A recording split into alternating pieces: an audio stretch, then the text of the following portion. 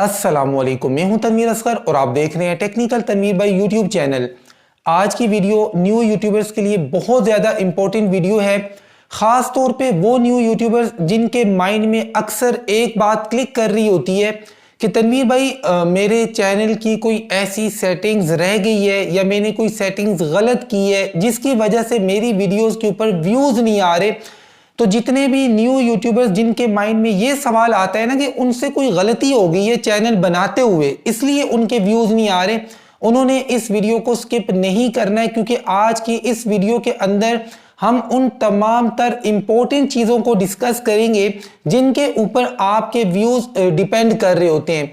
By the way, आजकल मेरी video काफ़ी लेट आ रही है। पिछले 4-5 दिनों से मेरी तबीयत काफ़ी ज़्यादा ख़राब थी, अभी भी बिल्कुल ठीक नहीं हूँ, लेकिन यह कि थोड़ा बेहतर फील कर रहा हूँ, तो मैंने कहा आज वीडियो बना देनी चाहिए। और ये टॉपिक भी बड़ा इंपॉर्टेंट है। न्यू यूट्यूबर्स काफ़ी टाइम से रिक्वेस्ट कर रहे हैं कि तनवीर भाई इस टॉपिक को कंप्लीटली डिटेल से आप डिस्क्राइब करें, तो इसलिए आज ये वीडियो मैं बना रहा हूँ। थोड़ा आराम से बोलूँगा, चीज़ों को समझने की कोशिश करनी है आपने। देखें भाई, आमतौर पे क्या होता है न्यू यूट्यूबर्स के माइंड में ये बात जो होती है ना कि यार चैनल बनाते हुए मेरे से कोई गलती हो गई है, तो मेरे व्यूज़ नहीं आ रहे हैं, कोई सेटिंग्स रह गई है। तो यहाँ पर मैं आपको एक बात बताऊं, ठीक है ये बात सच है कि जब भी आप चैनल बनाएं, एक प्रोफेशनल चैनल बनाएं, कंप्लीट सेटिंग्स के साथ बनाएं।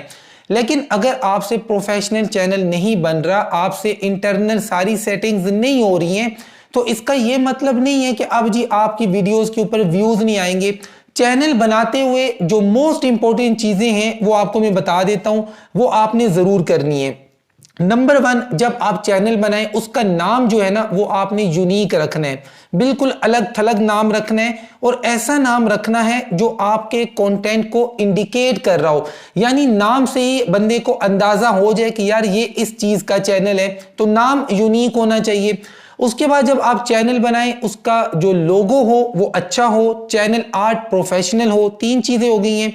चैनल की डिस्क्रिप्शन ये लाजमी लिखनी है, और मोबाइल नंबर से चैनल को वेरीफाई आपने लाजमी करना है। ये वो 5 काम है आपने लाजमी करने हैं जब भी आप चैनल बनाएं। अंदर की जो इंटरनल सेटिंग्स हैं वो बहुत ज्यादा हैं, उनमें जो इंपॉर्टेंट है वो है चैनल कीवर्ड्स। चैनल कीवर्ड्स आपने लाजमी लगाने हैं। 2023 का मेरा कोर्स देख लें, उसके अंदर मैंने आपको सिखाया हुआ है कि चैनल कीवर्ड्स क्या होते हैं, कहां पर लगाए जाते हैं। तो ये 5 चीजें और कीवर्ड्स, चैनल कीवर्ड्स 6 चीजें, ये 6 चीजें आपने लाजमी करनी है। आपने ये 6 चीजें कर ली, आप समझ लें आपका चैनल बन गया। इंटरनल बाकी छोटी मोटी सेटिंग्स नहीं होती हैं, आपसे छोड़ दें भाई। अच्छा, उसके बाद तनवीर भाई अगर मैं सारी सेटिंग्स नहीं करूंगा या प्रोफेशनल चैनल नहीं होगा तो क्या मेरे व्यूज आएंगे?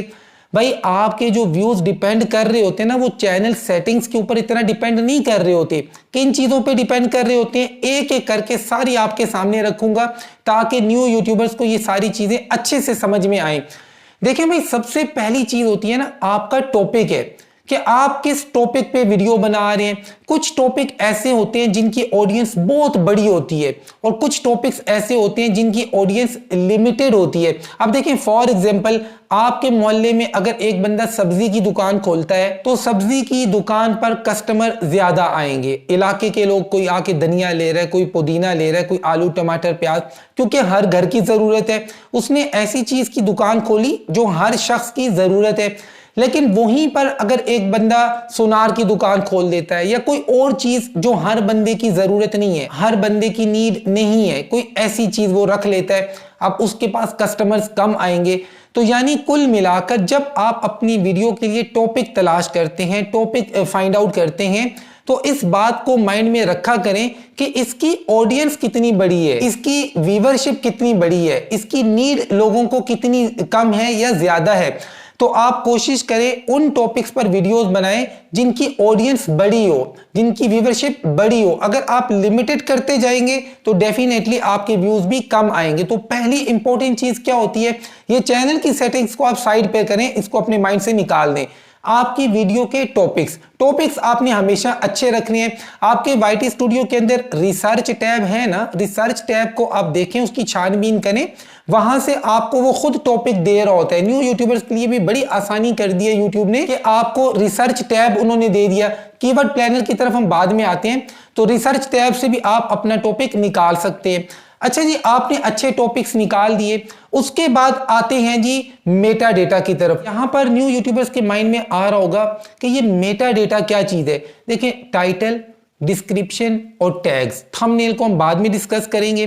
पहली चीज क्या है, टॉपिक। सेकंड नंबर पे मेटा डेटा, जो आप अपने हाथों से लिखते हैं, जो टाइप करते हैं, टाइटल आप लिखते हैं, डिस्क्रिप्शन लिखते हैं, टैग्स लिखते हैं, तो ये चीजें आपने प्रॉपरली सही तरीके से लिखनी होती हैं। टाइटल और डिस्क्रिप्शन लिखने का जो सही तरीका है वो ये है, देखिए, आपने टाइटल में कीवर्ड लगाना है, कोई पावरफुल कीवर्ड, ऐसा कीवर्ड जिसको YouTube के ऊपर लोग आकर तलाश करते हो, ऐसा कीवर्ड आपने लिखना है टाइटल में।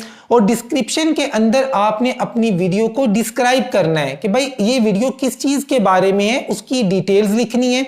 डिटेल्स लिखने के बाद नीचे 4 से 5 आपने हैशटैग लगाने हैं। हैशटैग के बाद नीचे आपने चैप्टर्स लगाने हैं। चैप्टर्स के बारे में ऑलरेडी बड़ी डिटेल वीडियो में बना चुका हूं। ऊपर डिस्क्रिप्शन लिखनी है, नीचे 4, 5, 6 आपने हैशटैग लगाने हैं, नीचे आपने अपनी वीडियो के चैप्टर्स लगाने हैं। उसके बाद आपकी जो दीगर वीडियोस हैं उनमें से 3-4 वीडियोस के टाइटल लिखकर उनका आगे लिंक दे देना है। तो ये आपकी डिस्क्रिप्शन काफी है। बहुत सारे यूट्यूबर्स क्या करते हैं, डिस्क्रिप्शन के अंदर इररिलेवेंट चीजें डाल देते हैं, बेतहाशा चीजें लिख देते हैं, ना वो तीतर रहती है ना बटेर रहती है, मतलब सारा मिक्सअप बना देते हैं, खिचड़ी बना देते हैं अपनी वीडियो की डिस्क्रिप्शन में। तो ये आपने नहीं करना है, आपने बिल्कुल स्पेसिफिक होके रहना है। जो आपकी वीडियो का टॉपिक है उसी को ही आपने डिस्क्राइब करना है। उसके बाद टैग्स की बारी आती है, तो टैग्स के अंदर भी ऐसे टैग्स, ऐसे कीवर्ड्स आपने लिखने हैं जो इंडिकेट करते हो आपकी इस वीडियो के टॉपिक को। इररिलेवेंट चीजें लिख देते हैं बहुत सारे लोग, आपने इररिलेवेंट चीजें नहीं लिखनी है। यहां पर इस चीज को थोड़ा सा समझें, ये जो आप अपने हाथों से लिखते हैं टाइटल, डिस्क्रिप्शन, टैग्स, इनका बेसिकली काम क्या है, इनके 2 काम है। ये जो आप अपने हाथों से लिख रहे होते हैं ना, एक तो ये काम है आपके जो व्यूअर्स हैं, जब वो आपका टाइटल पढ़ेंगे या आपकी डिस्क्रिप्शन को पढ़ना चाहें तो उनको टॉपिक समझ में आएगा, टाइटल से उनको टॉपिक समझ में आएगा। यानी मेटा डेटा का एक मकसद तो ये है कि आपके व्यूअर्स के लिए आसानी कर देना कि भाई इस वीडियो का टॉपिक क्या है। सेकंड नंबर पे YouTube के एल्गोरिथम की भी हेल्प करना, क्योंकि अगर YouTube के एल्गोरिथम को ही आपका टॉपिक समझ में नहीं आएगा, आपने टाइटल में क्या लिखा, डिस्क्रिप्शन में क्या लिखा, टैग्स में क्या लिखा, ये सारी चीजें हेल्प करती हैं YouTube के एल्गोरिथम की। एल्गोरिथम को ये चीज समझने में आसानी होती है कि आपकी वीडियो का एक्चुअली टॉपिक क्या है। अगर आप मिक्सअप खिचड़ी बना देंगे, टाइटल में कुछ, डिस्क्रिप्शन में कुछ, टैग्स में कुछ, तो एल्गोरिथम को ही समझ नहीं आएगा कि भाई इस वीडियो का टॉपिक क्या है और ये मैं किन को रेकमेंड करूं, कौन से व्यूअर्स को आपकी वीडियो दिखाऊं। अगर एल्गोरिथम को ही आप कंफ्यूज कर देंगे तो डेफिनेटली यार वो आपकी वीडियो को रेकमेंड नहीं करेगा, जिसे आप प्रोमोट कहते हैं, प्रोमोट नहीं करेगा। लेकिन आप सही तरीके से टाइटल, डिस्क्रिप्शन, टैग लिखेंगे, आपके व्यूअर्स को भी समझ में आएगा, YouTube के एल्गोरिथम को भी समझ आएगा कि यार इस वीडियो का एक्चुअली ये टॉपिक है। जब एल्गोरिथम को समझ आएगा कि ये टॉपिक है तो अब उसको रेकमेंड करने में आसानी होगी कि अच्छा इस वीडियो का टॉपिक है फेसबुक का पेज कैसे बनाते हैं, तो अब ये उन लोगों को दिखाएगा जिनको फेसबुक पेज बनाने की जरूरत है। ये मैंने एग्जांपल दी है। यानी अगर आप एल्गोरिथम को समझाते हैं कि मेरी वीडियो का ये टॉपिक है, तो एल्गोरिथम रेलेवेंट ऑडियंस तक आपका कंटेंट पहुंचाता है। आई होप यहां तक ये बात समझ में आ गई है कि मेटा डेटा से 2 तरह के लोगों की हेल्प होती है, आपके व्यूअर्स की और एल्गोरिथम की। व्यूअर्स को समझ आए ना आए इसको आप फिर भी छोड़ दें, एल्गोरिथम को समझ आना चाहिए। एल्गोरिथम को समझ आएगा तो वो आपकी वीडियो रेकमेंड करेगा। तो यहां पर आपको मेटा डेटा का काम समझ में आ गया। काम इसलिए समझा है ताकि आप सही तरीके से मेटा डेटा लिखा करें।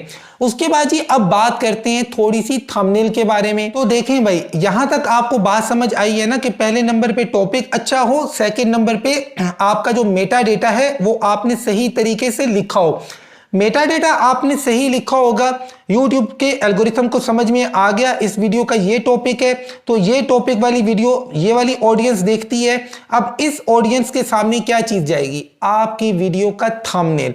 थंबनेल आपकी दुकान का शोकेस है। जितना अच्छा, जितना अट्रैक्टिव, जितना आई कैची बना सकते हैं बनाएं। अब यहां पर आपने अपनी ऑडियंस को माइंड में रखना है कि यार थंबनेल के ऊपर मैंने रोमन लिखनी है, इंग्लिश लिखनी है, उर्दू लिखनी है, पिक्चर कैसी लगानी है, ये सारी चीजें अपनी ऑडियंस के मुताबिक करनी है। अगर आपकी सारी ऑडियंस पाकिस्तानी है तो थंबनेल पे इंग्लिश लिखने की तुक नहीं बनती है।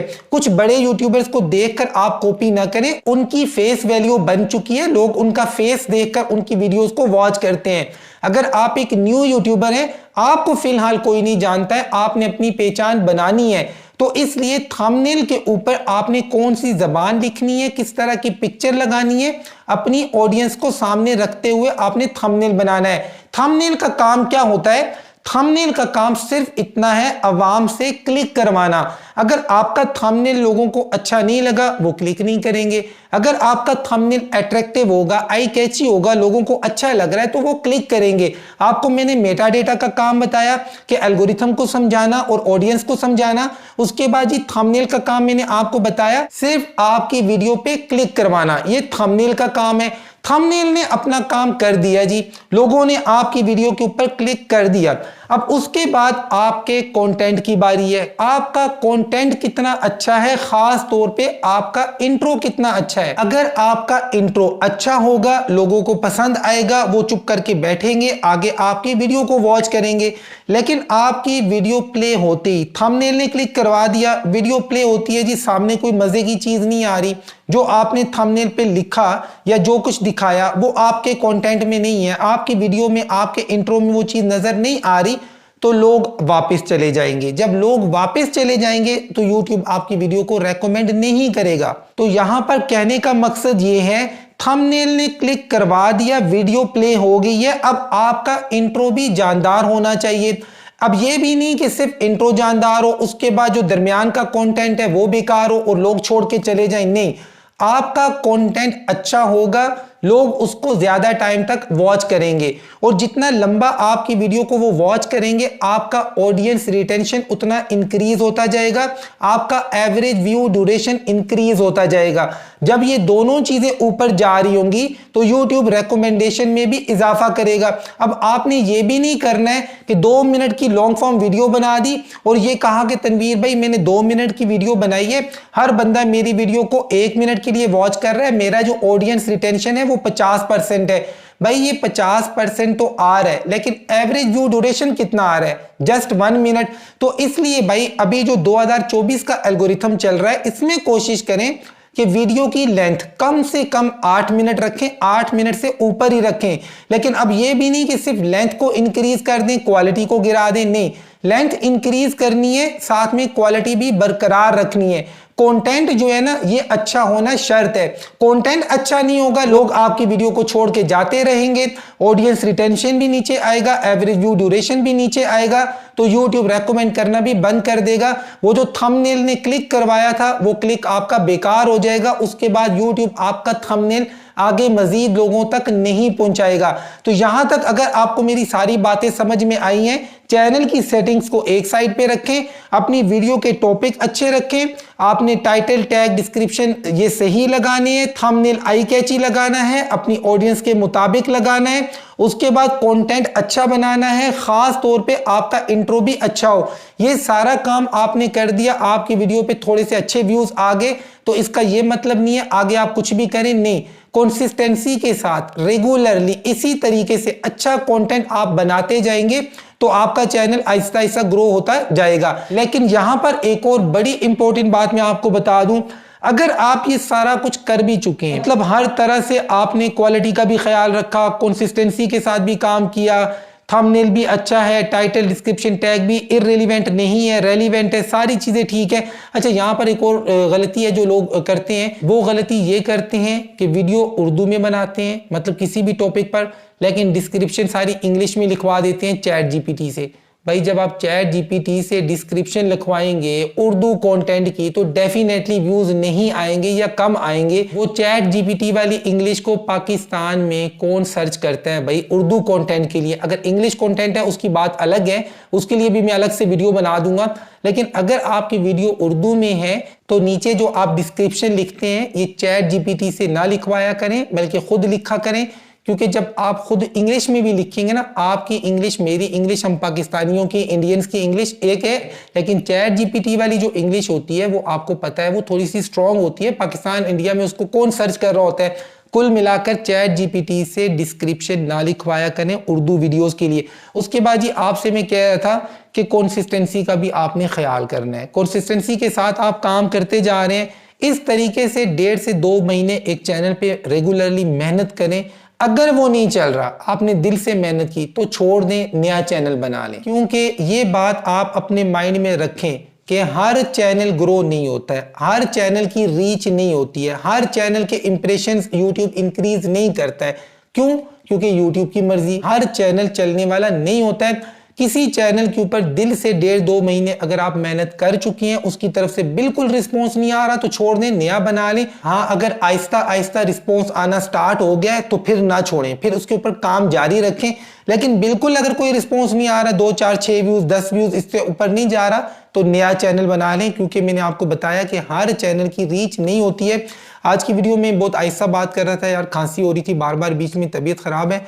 चीजें और बातें समझ में आई हैं तो वीडियो को लाइक करें। मिलते हैं इंशाल्लाह नेक्स्ट वीडियो में, तब तक के लिए अल्लाह हाफिज।